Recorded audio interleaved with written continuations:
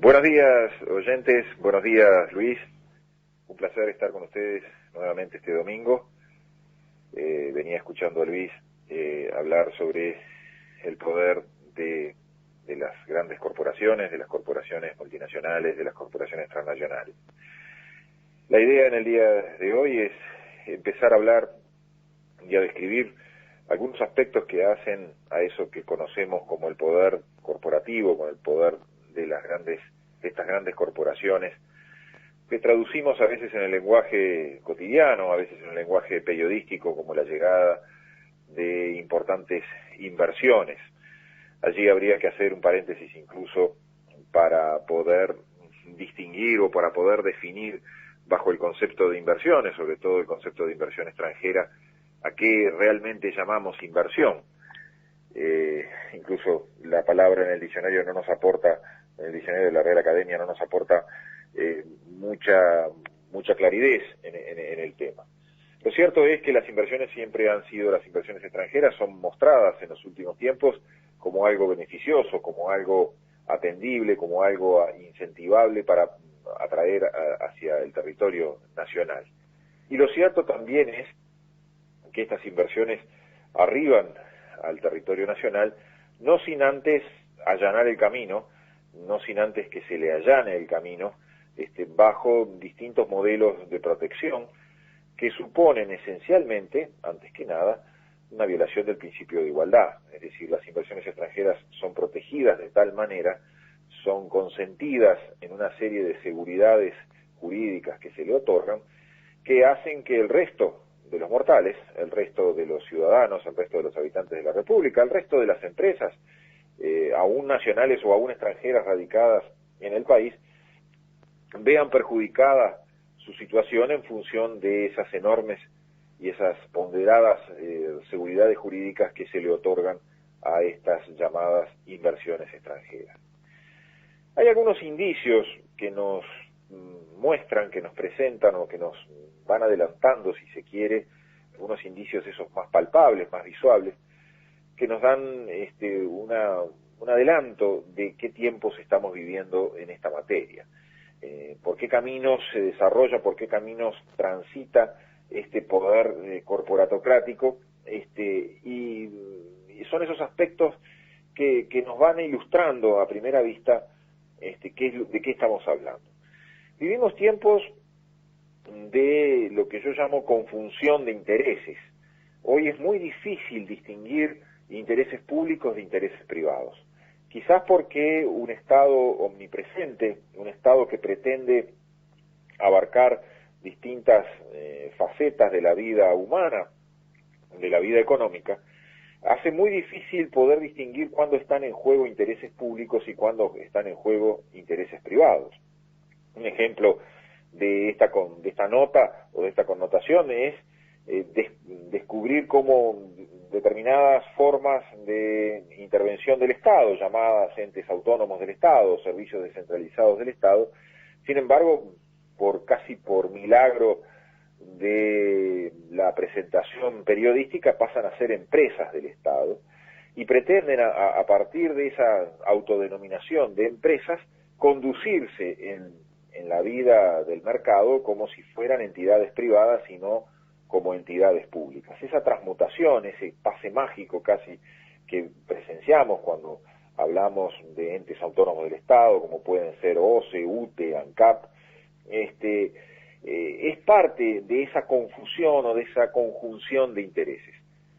Hace mucho tiempo que vengo sosteniendo que el delito previsto en el Código Penal de la conjunción del interés público con el interés particular, el interés privado, está seriamente cuestionado en cuanto a su vigencia y a su existencia. Y eso ocurre en la medida de que se promueven mecanismos, conocido es el mecanismo de las PPP, de esas formas de participación pública-privada, donde justamente el núcleo, el quid de las situaciones gira alrededor de confundir intereses públicos, de conjuntar intereses públicos con intereses privados. Entonces aquella vieja regla de que el funcionario público solo puede tener intereses públicos, de que no le está permitido en su actuación movilizarse en función de intereses privados queda seriamente cuestionada cuando estamos ante este panorama ratificado incluso en muchos casos por ley. Tenemos una ley de las formas de participación pública y privada. Entonces, cuando la ley legitima accionares que van contra la concepción republicana de un funcionario público solamente regido por intereses públicos, se nos mueve el piso, sin dudas, y esa confusión es un camino hábil, un camino idóneo para que el poder corporatocrático se introduzca y penetre las diversas estructuras del Estado, haciendo valer su propio interés, un interés obviamente y netamente privado, pero que muchas veces se viste, se arropa con supuestos intereses públicos. Un aspecto importantísimo a comprender en esto es que cuando se conjuntan intereses públicos e intereses privados, cuando se intercambian casi en una suerte de trueque, los que pierden su naturaleza son los intereses públicos. Cuando los intereses públicos, los intereses generales de la nación, pasan a ser una mera moneda de cambio, dejan de tener esa superioridad, dejan de tener esa innegociabilidad, esa incedibilidad que es esencia, o por definición, de los llamados intereses públicos. Un fenómeno primo de o muy cercano a es lo que ya referíamos. Nos estamos habituando, nos estamos constantemente siendo bombardeados por los medios de prensa y en la imagen de ver a funcionarios públicos con intereses privados, es decir, funcionarios públicos que en ocasión del ejercicio de su función pública defienden a capa y espada, varias veces es una expresión que la hemos sentido con respecto, por ejemplo, a la industria de la celulosa, defienden a capa y espada intereses privados.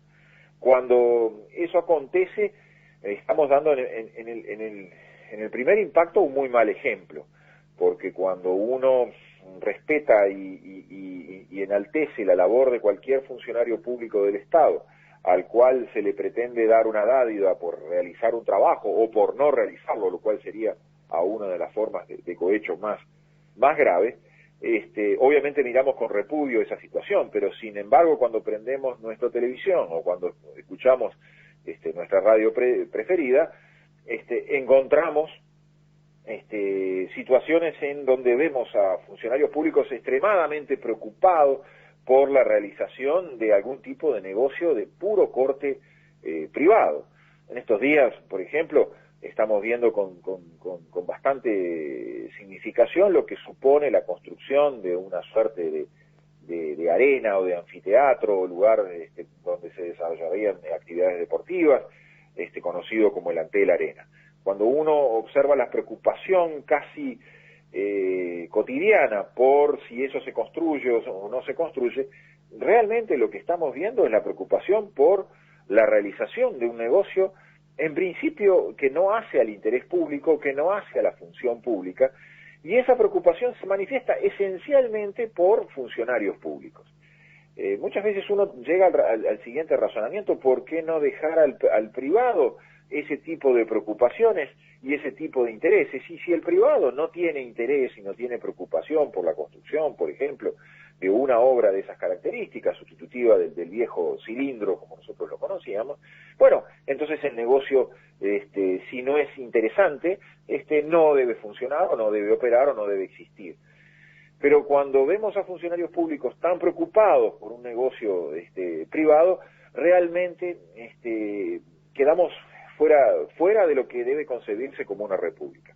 Hay algún economista, algún filósofo liberal a ultranza, como Francis Fukuyama, que insiste permanentemente con la idea de que en realidad los funcionarios públicos solo tienen intereses privados o jamás tienen en el fondo intereses públicos. Si eso es así, si eso fuera así, si fuera imposible que los funcionarios públicos tuvieran solamente o se movilizaran solamente en ocasión de su función por un interés público, si fuera imposible que eso aconteciera, tendríamos que llegar a la triste conclusión de que la imagen, de que el concepto de una república es una imagen falsa, una imagen irrealizable.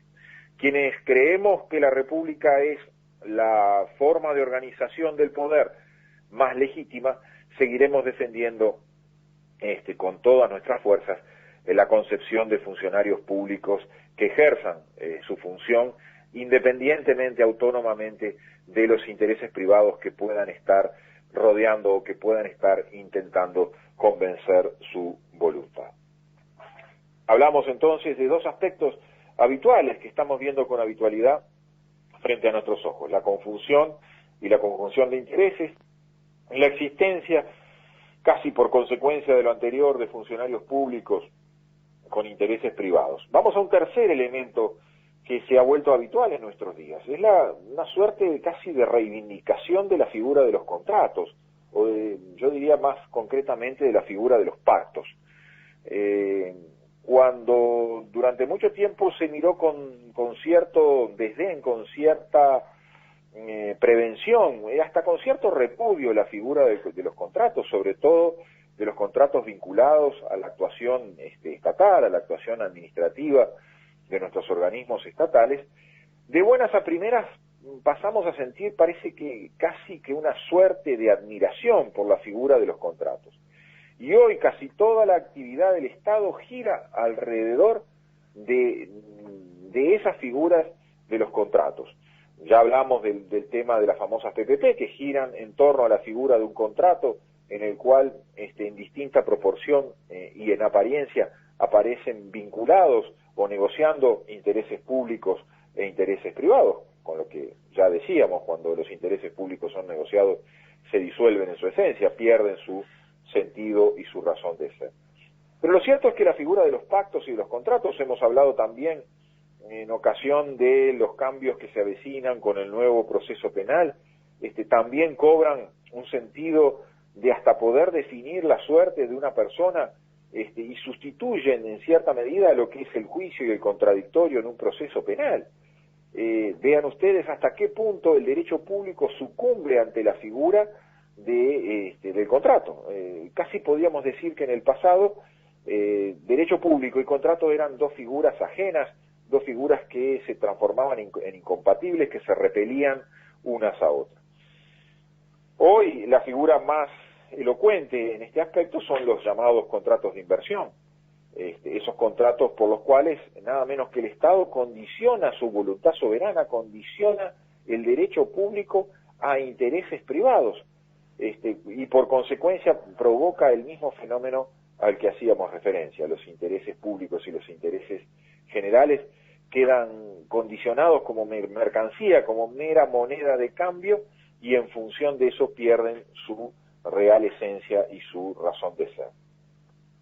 A esto le sumamos un cuarto aspecto, un cuarto elemento de esos constatables en la realidad cotidiana, y es el del llamado secretismo. Por lo general es el elemento al que se le otorga más importancia, o es el elemento que nos asusta más, y está bien que sea así, el elemento de que estas conjunciones de intereses públicos y privados, estas actuaciones no republicanas de funcionarios públicos con intereses privados, la existencia propia de estos contratos se haga a escondidas, se haga a espaldas del conocimiento de los habitantes de la República, se haga casi en forma clandestina, por debajo de la mesa, diríamos en un lenguaje vulgar.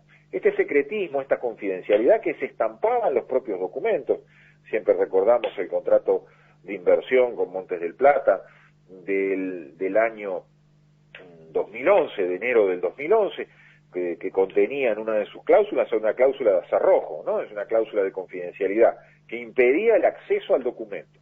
Siempre nos ha llamado la atención ese tipo de cláusulas de confidencialidad, porque la primera pregunta que habría que hacerse frente al secretismo, frente a la confidencialidad, es ¿para quién es esa confidencialidad? Es decir, respecto de quién o de quiénes se arbitra, se coloca una cláusula de confidencialidad, porque obviamente que el documento es hecho a sabiendas y a pleno conocimiento de algunos sujetos. En toda relación contractual al menos deben existir dos sujetos, dos contratantes, pueden existir más, podemos estar ante una figura plural de constitución plurisubjetiva. Pero para ellos, para quienes contratan, el contrato no es secreto respecto de los terceros. Y entonces surge como cuestión subsiguiente es saber cuál es la razón del secreto. La razón del secreto, la primera razón del secreto es que los que son ajenos al negocio no lo conozcan, que no puedan conocerlo, que no deban conocerlo. Eso ya de por sí está marcando dos cosas. Ese no conocimiento, esa imposibilidad de acceso a las cláusulas de un contrato de inversión, como el que mencionábamos de Montes del Plata, tenía al menos dos, en la concepción que nosotros tenemos, tenía dos razones. Una primera razón, que lo que se estaba negociando, lo que se está estableciendo en ese contrato, las cláusulas que se están estableciendo, avergüenzan, al menos a una de las partes.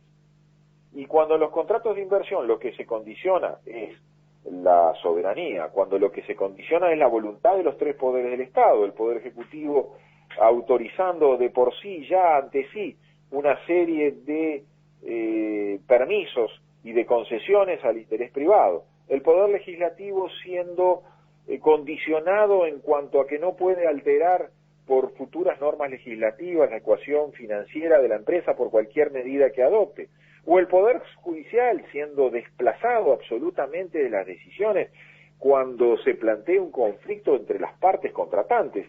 No olvidemos que en un contrato de inversión, llamado, como lo llaman un documento de Naciones Unidas, un contrato de Estado, el Estado es una de las partes, y el Estado mismo está separando a uno de los poderes del Estado del entendimiento, al Poder Judicial, del conocimiento cuando se plantee un conflicto entre ese Estado y ese interés privado. Pero bueno, ese tipo de cláusulas obviamente que avergüenzan. ¿Y por qué avergüenzan? Y porque desnaturalizan los primeros, nosotros insistimos siempre con esta idea, los primeros 4 artículos de la Constitución de la República, que nos definen como un Estado soberano, independiente de todo poder extranjero, que nos constituyen como nación soberana, pero la soberanía radicando en la voluntad popular, es decir, como nación soberana, republicana y democrática.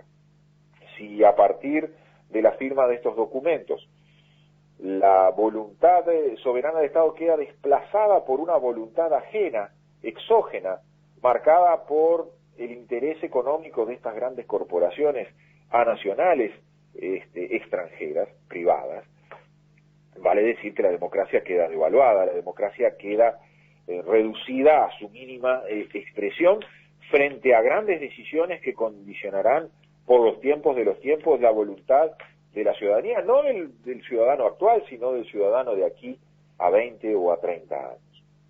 El secretismo, decíamos, tiene esta connotación, se oculta por lo general lo que avergüenza. Pero el secretismo también tiene otra connotación, que es la siguiente. Cuando dos partes deciden guardar secreto, por lo general es porque sus cláusulas, sus acuerdos, pueden estar ocasionando daños a terceros.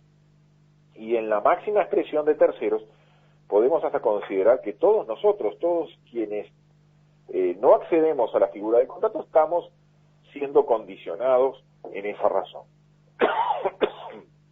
Entonces, el secretismo tiene esas dos condicionantes. Se oculta lo que avergüenza y muy probablemente se esté ocultando lo que daña a terceros. Pero el secretismo no deja de ser un simple elemento sintomático. Es un elemento que nos marca una característica extraña, una característica exterior al contenido de ese documento. Entonces, si bien nos alarma, si bien es un elemento que nos debe alarmar, que es una especie de llamador de luz roja en ese aspecto, no solo debe ser un elemento que nos alarme y nos encandile exclusivamente.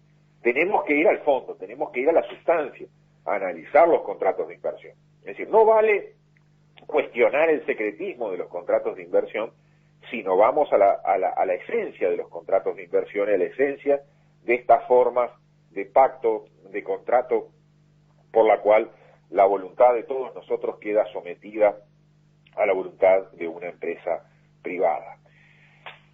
Para el próximo domingo vamos a hacer un análisis aún más profundo de estos aspectos iniciales, de estos aspectos que a título de primeras pistas estamos refiriendo con respecto al poder nacional corporatocrático.